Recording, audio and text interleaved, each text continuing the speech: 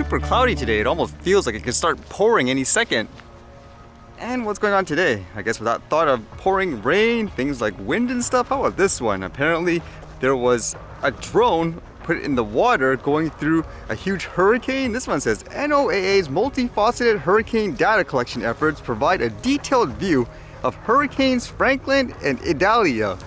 As Hurricanes Franklin and Idalia strengthened in late August, NOAA scientists collected critical data from the air, sea, surface, and underwater to enhance forecasts and increase scientific knowledge.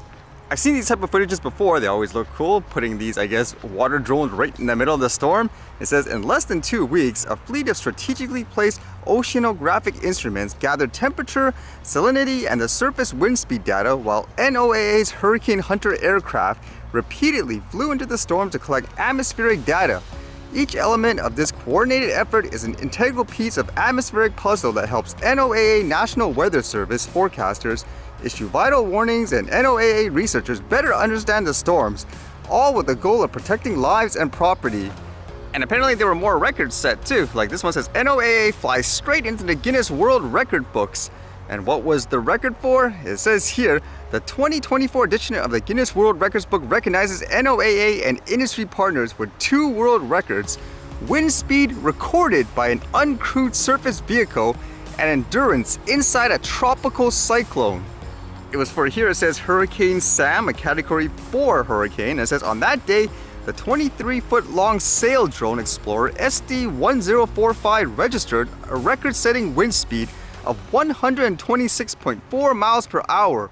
While collecting this and other weather data, the bright orange wind and solar-powered robot transmitted a 28-second live stream that showed what it's like to be tossed inside 50-foot high waves and 126 mile per hour winds. That's kind of cool. Can you imagine flying like a regular quote quadcopter drone in these speeds in the future? It'd have to be a pretty big one, not like a small one anyways, but either way, it's kind of cool. And with that thought, I guess, of bigger drones, I was reading how Skydio has a new drone coming out, and as you guys know, they announced they recently exited the consumer market, so you could imagine this will be an industrial one of sort. All it really says here is brains meets brawn. Join us September 20th to see the future of aerial intelligence.